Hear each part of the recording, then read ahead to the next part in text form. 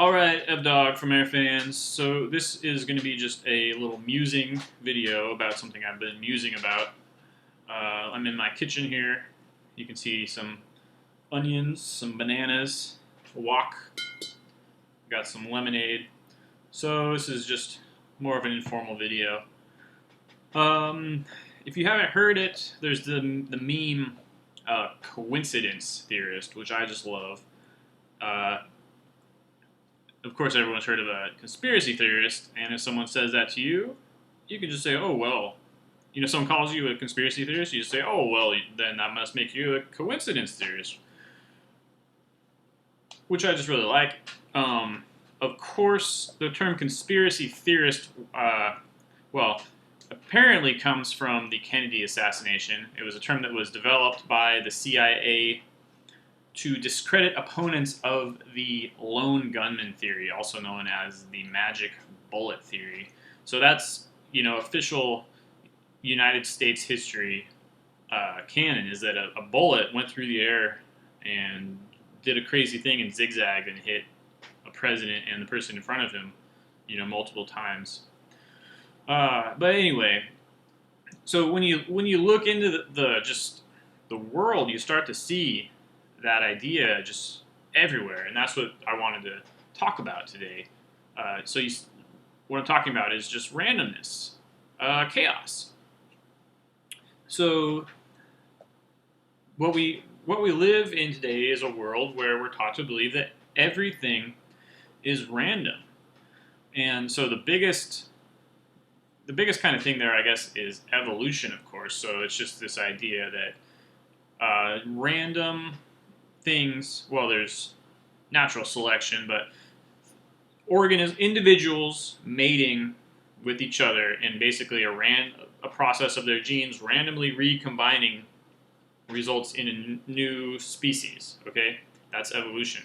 But it goes, if you read into it, it goes all the way back to not just living things, but matter itself, and that's, of course, called the Big Bang, okay? So everything started with a Big Bang, just a random poof for no reason, and then, some kind of matter coalesced into subatomic particles, and then subatomic particles coalesced into atoms and elements, and then out of those, somehow those turned into more complex molecules, and then life. And so they've got a very neatly wrapped up theory of how everything came about. But if you crunch the numbers on it, you'll find that, although things can more or less randomly recombine in that sort of fashion, the time it would take for that to result in the world we see today is actually impossibly long. So, and I haven't crunched the numbers because I'm not really a math guy, but based on what I've read, it would take longer to result in that than the universe could possibly be, based on the process of the universe being created, how long it takes to make a star, how many stars there are, how many atoms there are, etc., etc. But still, that's where we're at with all of science. And also, with art, I see this all the time, and I think that, if you start to look at it, you will see it too, okay? So modern art is completely random, right? It's not even pictures of anything. There is the glorification of just the random process, the stochastic process. So Jackson Pollock splashing paint on a canvas, and that's art. That's beautiful, right?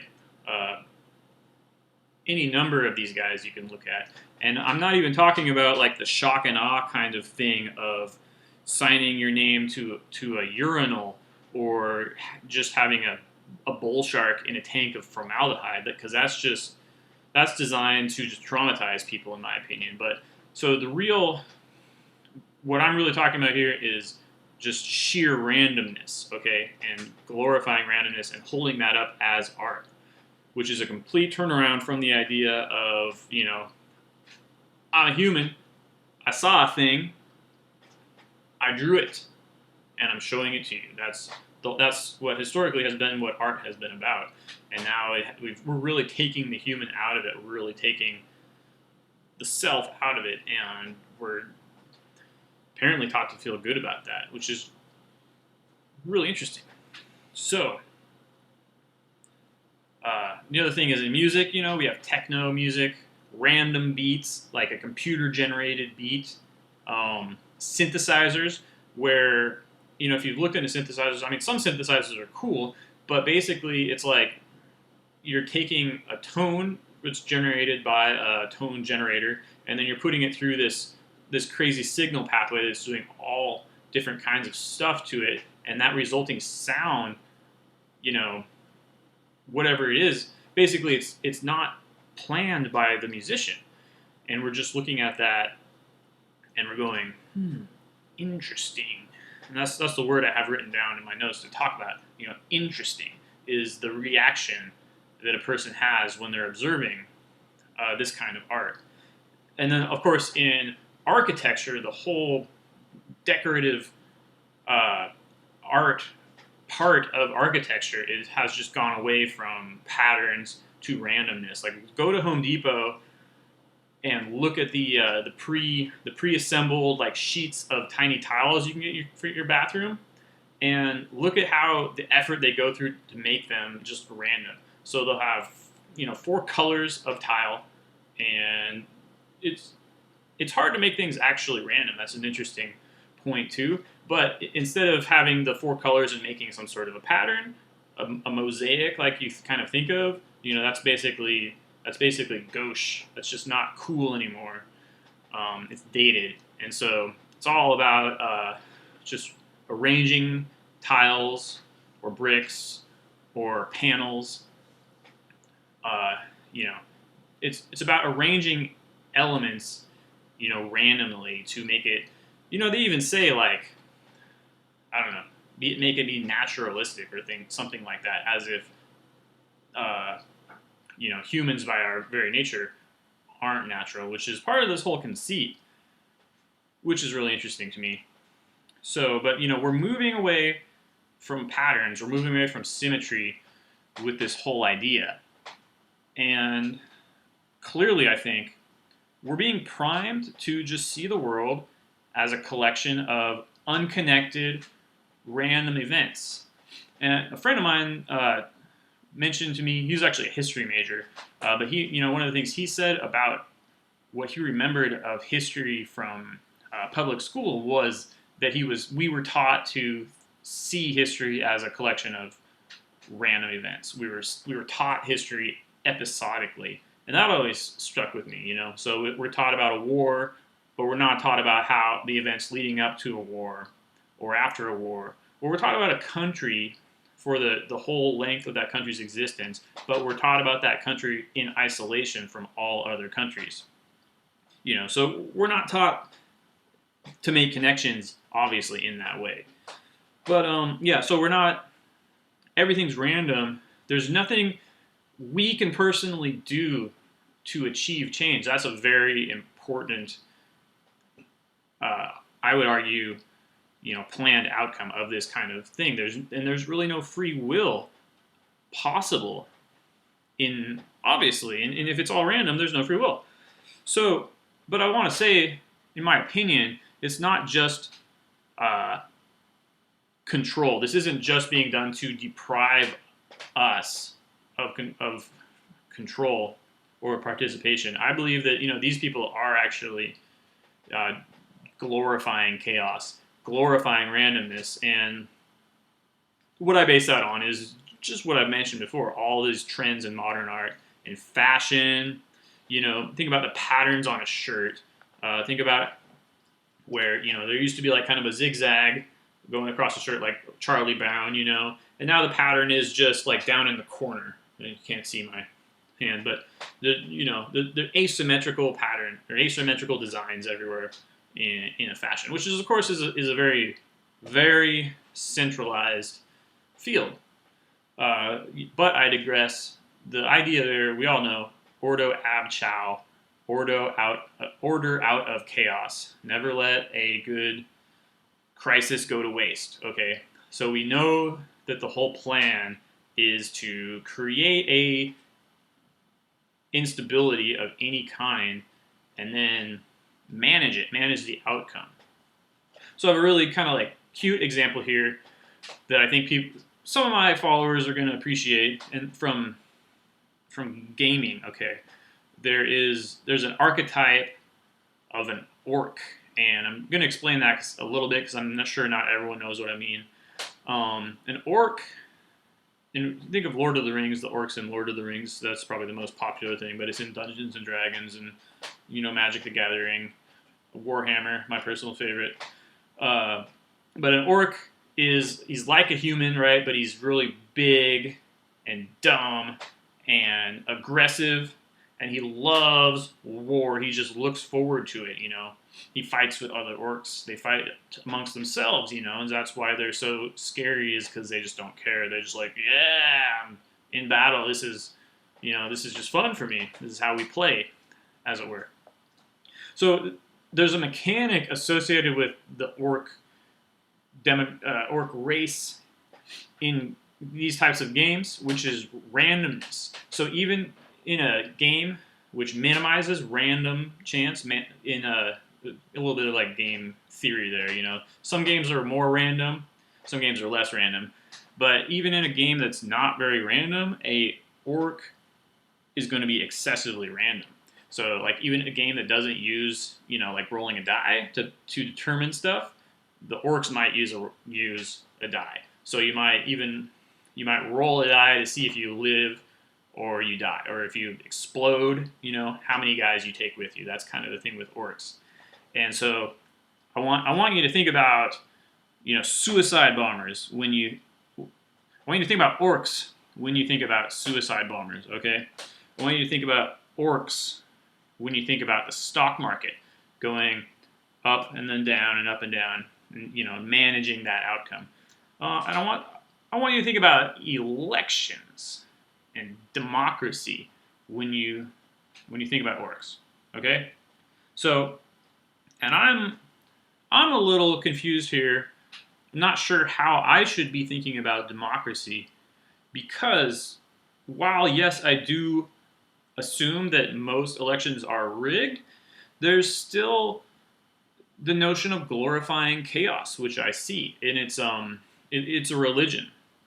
So while they want their outcome, they want their man, and of course they have both. Both candidates are controlled. That's the whole thing. They like to sit back and say, "Oh, what'll happen?" They enjoy that. They think that that's actually some sort of an optimal, process. And I should mention too, what that really is from a metaphysical perspective is chaos as a surrogate for creation. And so basically, because evil cannot create, it can only destroy. They use chaos to say, well, yeah, we can't, make anything, but I can take like from The Simpsons, I can take a pigeon and sew it to a rat, and that's kind of new. It's not really new, but it's basically it's a random recombination or permutation of different elements, and that's the best you can do from that perspective. So what got me musing on this today in particular was a Facebook conversation, which I always love to have. I always get things out of this. But a friend of mine said to me, I don't believe in conspiracy theories, which of course I get a lot, but it made me think today, who cares? Who cares that you don't believe in conspiracy theories? All right? Not trying to be mean here, but it's just, it doesn't matter what a person believes. It doesn't matter how you feel about an issue, okay? What matters is what you can prove, okay, or show. What matters is reality. And it just kind of hit me today how removed we are from reality in our current our current social milieu and our indoctrination. So, in this person I was talking to is a very conservative person, which made it all the more ironic then when I realized that what he was acting from was the participation award model, where you're awarded for just showing up, okay, and and being good at something, having something to say about something, like, well, this isn't what I believe, this is what I've actually read or can prove, etc. Right? Doesn't matter because it's just everyone gets a cookie. So I was just a really interesting kind of thought that got in my head, and I just had to think, like, yeah, that is what this is about. Everything is random. Everybody gets a cookie. Everyone's on the same playing field. Same, random. And that's what you get too when you back up from any of these stochastically generated like images, right? Like a fractal, you back up far enough, and it just all starts to look like static on the TV. So again, we're just being primed by all these things, and I really would like people to go out and think about this and just test it in reality. I mean, like, public art is a perfect example, because right now they're tearing down all these statues. Well, take a look at statues and see if any of them that you have around you are actually of something, okay? Or, look at a building and say, does that look like I'm supposed to know what to do with it, So, all right, final point here, skepticism. And I had this realization a while ago. I think the very word skepticism is a psyop. Just like the idea of a conspiracy theorist coming from the CIA. I can't prove it, but I think that the word skepticism and the usage of it today was created by some intelligence agency. Because skepticism is not at all skeptical. It is the complete opposite of what it really is, and that's a hallmark of a psyop. So obviously, what skepticism really is it's just doubt, pure and simple. So it's when someone comes to you and makes a claim, you say, "I'm not sure. I'd like to see your evidence, and I'd like to think for myself what I'd like to think about what you're saying for myself, examine your arguments and your evidence, and come to my own conclusion." That is what skepticism really is, okay? So, but what skepticism is, as it is used, is the status quo, okay? Skepticism is the status quo and nothing more. So that's very interesting to me, and just to connect that with conspiracy theorists, and the idea that, oh, you're thinking outside the box about something, well then, right, you're not skeptical, like, I'm not skeptical of the mainstream narrative, I'm a conspiracy theorist, right?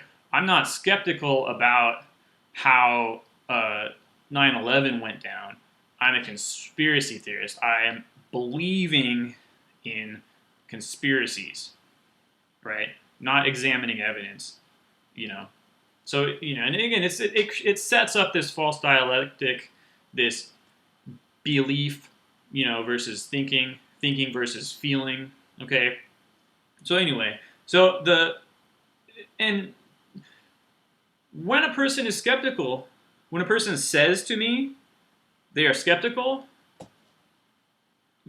just from looking at like internet forums and what I'm basing my statement here is just going on Reddit, or atheism communities. What I think is that a person who is skeptical, when they say they're a skeptic, I know exactly what they think, about every single issue. And prove me wrong here, but I mean, I'm going to say that like 80% of quote unquote skeptics are liberals. So there's some that are like the engineer type, but they're all which tends toward more conservatives. But they're 80% liberal. They're going to be pro gun control. They're going to be pro abortion. They're going to be pro vaccines. They're going to be atheists, or even more to the point, atheist plus, which is another issue, another psyop. And if you attack them, they're going to say, well, it's peer reviewed. And that's their whole defense of their argument. So anyway, really interesting also that atheists, their argument is a package. Whereas, skeptics, their argument is a package. They all believe the same thing.